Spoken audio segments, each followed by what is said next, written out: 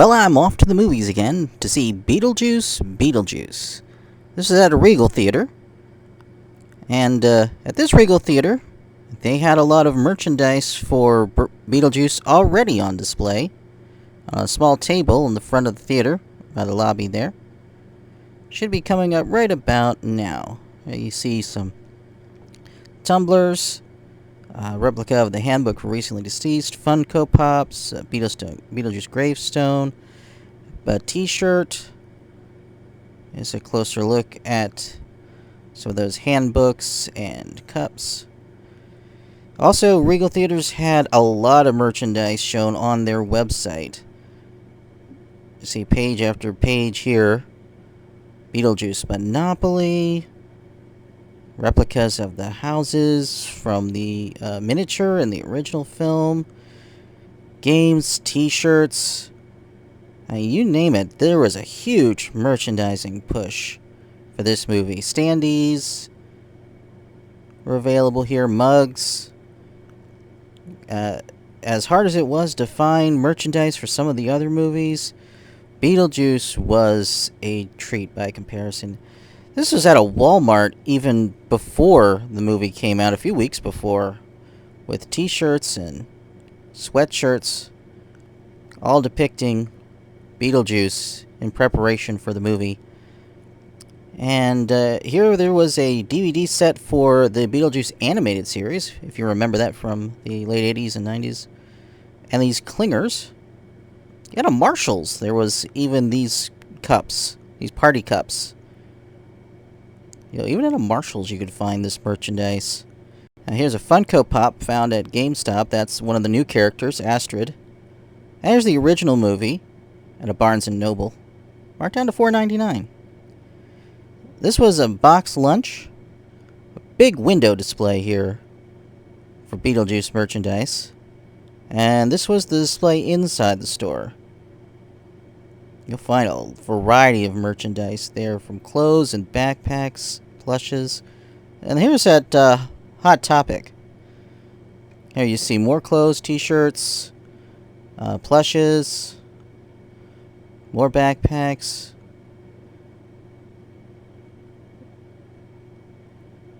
Yeah, there was just no shortage of Beetlejuice merchandise this time. You see those some of those shrunken head character plushes, striped Beetlejuice socks. There's another backpack or camera case featuring Lydia, and that's about it. But that was quite a lot. But now on with the show. Say it once, say it twice, third time's a charm. Movie review! Movie review! Movie review! It's showtime. Beetlejuice is the sequel to the 1988 dark comedy film Beetlejuice, which made a big splash for a while in the 80s and helped to make big stars out of director Tim Burton and stars Michael Keaton and Winona Ryder. The sequel picks up decades after the events of the first movie. Lydia Dietz, played by Winona Ryder reprising her role, has used her ability to see ghosts to become the host of a Ghost Hunters-style TV show. Things are going pretty well for her, but Beetlejuice, played by Michael Keaton, has been keeping tabs on her, still intent on marrying her as his way back to the world of the living. When Lydia receives word of her father's death, she reunites with her estranged teenage daughter, Astrid, played by Jenna Ortega, and her stepmother, Delia, played again by Catherine O'Hara, to return to her old home in Winter River for the funeral. But when a ghost takes Astrid away to the Netherworld, Lydia, desperate to bring her daughter back to the world of the living, calls upon the ghost with the most, striking a deal with him to guide her into the Netherworld to find Astrid and bring her home. The humor and style of this movie is pretty much what you would expect. It remains very true to the original. Keaton steals the spotlight in every scene he appears in with his high-energy, over-the-top performance. And just like in the previous movie, he only appears on screen for a small portion of the runtime, which keeps him from overwhelming the movie or wearing out his welcome.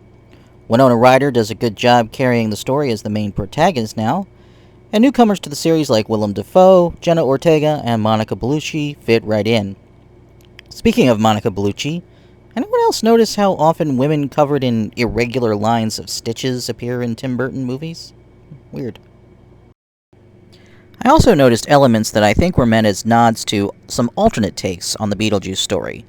When Lydia and Beetlejuice team up and work together to explore the Netherworld in search of Astrid, the movie begins to resemble the Beetlejuice animated series, except of course that it's a reluctant team up here. They still aren't friends, as they were in the series. Also, Astrid's desire to find her father in the Netherworld is similar to a subplot added to the story for the Beetlejuice musical adaptation, in which Lydia wants to go to the other side to find her mother. I like the use of the song MacArthur Park in the movie. It's used here in a similar way that the Banana Boat song was used in the original, and it's a song I've always found to be amusing in its strangeness, so it's a good fit here. But I did find it a little odd when the movie segued into a flashback revealing Beetlejuice's origin story.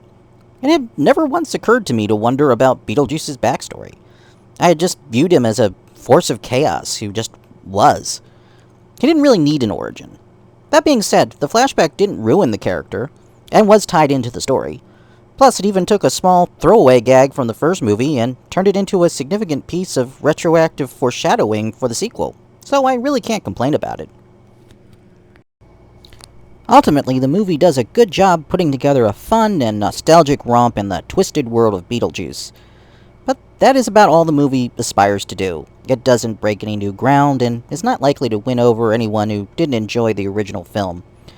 I recommend this movie for fans of the original, both dedicated fans and casual fans alike. But if you were turned off by the macabre and gross style of humor in the original, this isn't your movie, as you will only find more of the same here. This is why I won't do 2 shows a night anymore, babe. I won't do it.